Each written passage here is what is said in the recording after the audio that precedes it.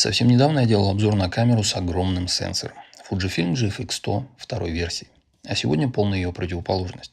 Одна из самых уникальных камер, появившихся на рынке за последние годы. Fujifilm X-HAF. Привет. Эта камера вызвала огромный ажиотаж в интернете. И не зря.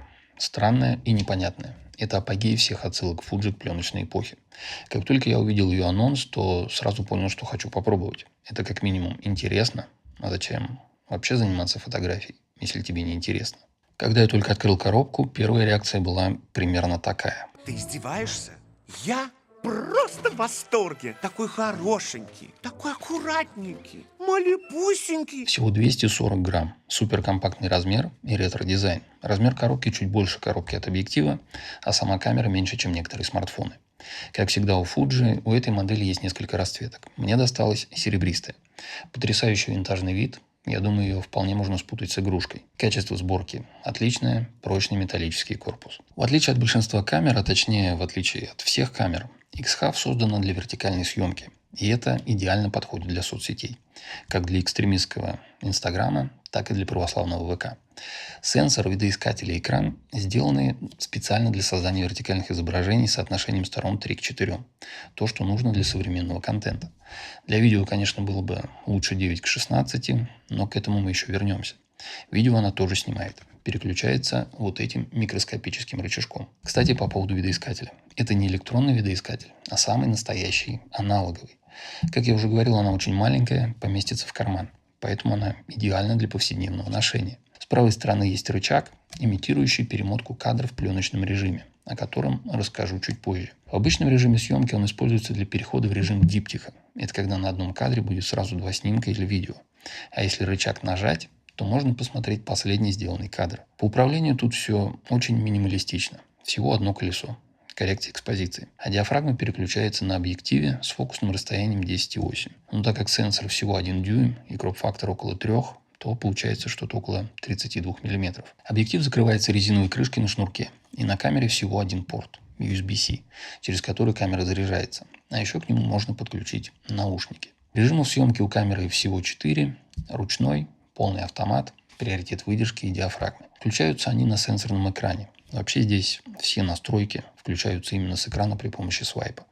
И их тут немного, поэтому давай быстренько пробежимся. Свайп вверх открывает быстрое меню, содержащее 8 основных настроек камеры. Свайп влево открывает главное меню камеры. Это упрощенная версия меню других камер Fuji. Разделена на 7 категорий. Перемещение по этим категориям осуществляется свайпами вверх и вниз по вот этому маленькому окошку рядом с основным ЖК-экраном. Во время съемки в этом окошке переключается тип используемой пленки. Свайп вправо позволяет выбрать один из двух режимов – симуляции пленки или фильтр.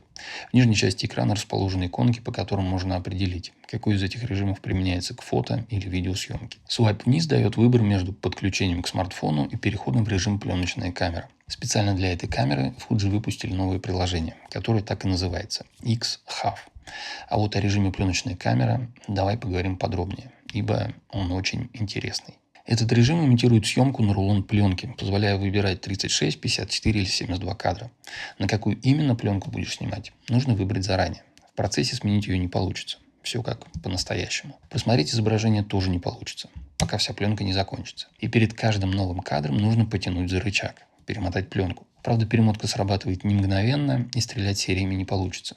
Я таким образом упустил несколько интересных моментов. Сначала забыл перемотать, а потом ждал, пока она перемотается. В теории этот режим должен заставить снимать более осознанно. Но на практике не думаю, что это у кого-то сработает.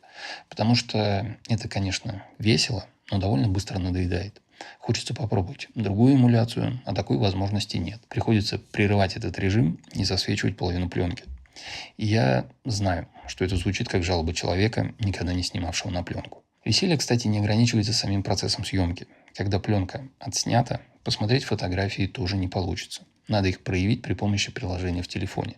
Процесс этот происходит очень красиво. Сначала делается контрольный лист, а потом фотографии начинают проявляться. Получается такая геймификация процесса. Первый раз я радовался как ребенок и даже показывал жене: смотри, как здорово придумали. X-HAF не предполагает постобработку снимков. По сути, чтобы пользоваться всеми ее возможностями, тебе даже не нужен компьютер. Достаточно смартфона. Режим диптиха – это возможность сделать два снимка и соединить их на одном листе. Сначала делаем один снимок, тянем рычаг и при моргающем синем светодиоде делаем второй. Камера немного подумает и склеит их вместе. При этом сохранит изначальные кадры. По такой же системе можно объединить два видео или фото и видео. И мне кажется, это довольно интересный режим с точки зрения сторителлинга в соцсетях.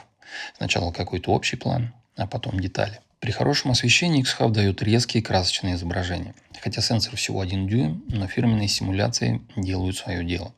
Получаются хорошие повседневные снимки с винтажным налетом, идеальные для теплого лампового контента.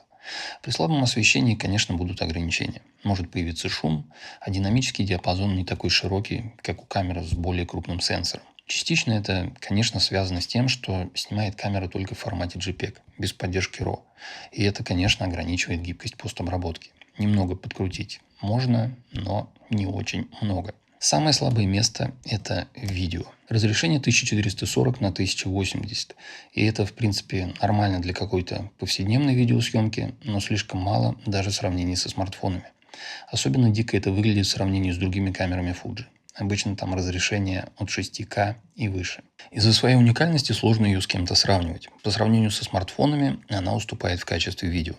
Но при этом предлагает тактильность и опыт съемки, которые не могут дать смартфоны. Физические элементы управления, симуляции пленки заставляют ее ощущаться как настоящая камера. При этом сравнивать ее даже с кроп-камерами тоже сложно. Здесь JPEG, маленький сенсор и несменный объектив. Xhav не воспринимает себя всерьез. Нам тоже не стоит этого делать, иначе можно упустить всю ее суть. С чисто объективной точки зрения, это не очень хорошая камера. Отсутствие RAW, ограниченные элементы управления и сенсор, который иногда дает изображение как смартфон. При этом снимки получаются гораздо лучше, чем у большинства старых мыльниц. Но она не получит никаких наград, если мы начнем разглядывать пиксели. И она довольно медленная.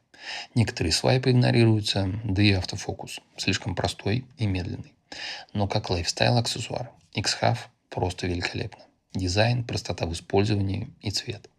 В большинстве случаев тебе будет нужно настраивать только компенсацию экспозиции и симуляцию пленки. Но ценник требует быть большим фанатом этой идеи.